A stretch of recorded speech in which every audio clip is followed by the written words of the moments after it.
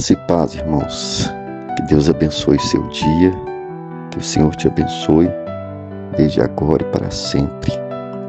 Segue agora aqui a nossa meditação para a nossa jornada de oração, essa jornada de 40 dias de oração e jejum que nós começamos ontem.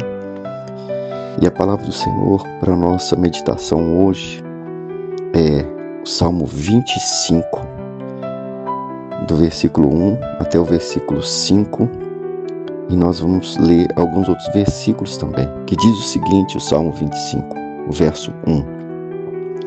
A ti, Senhor, elevo a minha alma. Deus meu, em ti confio. Não seja eu envergonhado, nem exultem sobre mim, ou se alegrem sobre mim os meus inimigos. Com efeito, dos que em ti esperam, ninguém será envergonhado. Envergonhados serão os que sem causa procedem traiçoeiramente. Faze-me, Senhor, conhecer os teus caminhos e ensina-me as tuas veredas. Guia-me na tua vereda e ensina-me, pois tu és o meu Deus, o Deus da minha salvação, em quem eu espero todo dia. Verso 6. Lembra-te, Senhor, das tuas misericórdias e das tuas bondades, que são desde a eternidade. Não te lembres dos meus pecados da mocidade ou da juventude, nem das minhas transgressões. Lembra-te de mim segundo a tua misericórdia, por causa da tua bondade, ó Senhor. Então, irmãos, esse Salmo 25, ele é uma oração de Davi pedindo socorro. E olha que Davi era um homem de guerra, era um guerreiro de Deus. Davi era um homem valente, corajoso, que já havia matado, gigantes, já havia vencido várias guerras, várias batalhas. E o Davi está aqui clamando ao Senhor por misericórdia, clamando ao Senhor por socorro, pedindo ao Senhor que o auxilie nas suas lutas, nas suas batalhas contra os inimigos. E nós também precisamos, buscar isso do Senhor. Precisamos pedir ao Senhor que Ele tenha misericórdia de nós, que Ele nos ajude, que Ele nos ensine, como diz aqui no versículo 4, nos ensine as suas veredas, os seus caminhos, para que possamos andar em caminhos retos diante dEle e diante das pessoas. E Ele está dizendo que, Ele está pedindo aqui que o Senhor não lembre da maldade, do pecado, da iniquidade que Ele cometeu na sua juventude, mas que Deus se lembre dele segundo as suas misericórdias, segundo a bondade de Deus.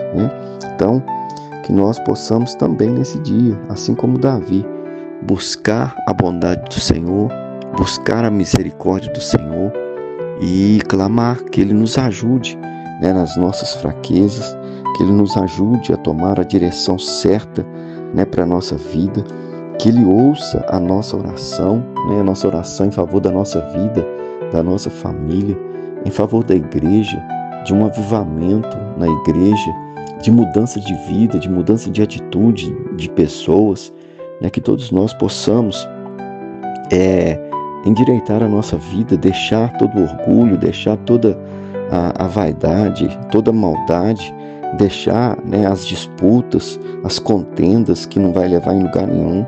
Então, nós precisamos buscar essa direção de Deus. Nesses 40 dias de oração, de jejum, nós precisamos colocar nossa vida em pauta diante de Deus, e fazermos diferença, fazermos algo diferente para experimentarmos algo diferente na nossa vida. Olha só o que diz aqui no versículo 8. Bom e reto é o Senhor, por isso aponta o caminho aos pecadores, guia os humildes na justiça e ensina aos mansos o seu caminho. Então, irmãos, não adianta a gente querer ser soberbo, não adianta a gente querer ser altivo, não adianta a gente querer ser orgulhoso, porque isso não vai levar a gente em lugar nenhum. Então, o caminho que o Senhor nos aponta aqui nesse versículo 9 é o caminho da humildade, né? De sermos humildes, sermos quebrantados diante do Senhor, diante das dificuldades e mesmo diante dos apontamentos das pessoas, né? Nós sermos humildes, reconhecer que erramos e, se erramos, pedir perdão, né? E colocar a nossa vida sempre diante do Senhor, né? Por quê? Porque não adianta a gente ser orgulhoso, não adianta a gente querer brigar, não adianta a gente querer discutir. O que adianta é a gente ser humilde, quebrantado, oração, perdão, né? Isso precisa haver na nossa vida, no nosso meio, né? Para que o nome do Senhor seja exaltado. O versículo 11 fala o seguinte: por causa do teu nome, Senhor, perdoa a minha iniquidade, que é grande. Olha o versículo 12. Ao homem, né, a pessoa que teme ao Senhor, ele o instruirá no caminho que deve escolher, ou no caminho que ele deve andar. Na prosperidade repousará a sua alma, e a sua descendência herdará a terra. E esse versículo 14, para mim, ele é muito importante. Diz o seguinte: a intimidade do Senhor é para os que o temem, os quais ele dará a conhecer a sua aliança. Então, irmãos, intimidade com Deus é para aqueles que são humildes, é para aqueles que temem o Senhor de verdade, é para aqueles que querem honrar o Senhor. A intimidade do Senhor, irmãos, é para aqueles que reconhecem os seus erros, que reconhecem o seu pecado, que reconhecem que necessita do Senhor, do perdão do Senhor, né? Como diz no versículo 11, que perdoa a minha iniquidade. Então nós precisamos reconhecer isso no Senhor e colocar a nossa vida nas mãos dele, para que ele continue nos usando, para que ele nos dê crescimento, para que ele nos desenvolva na presença dele.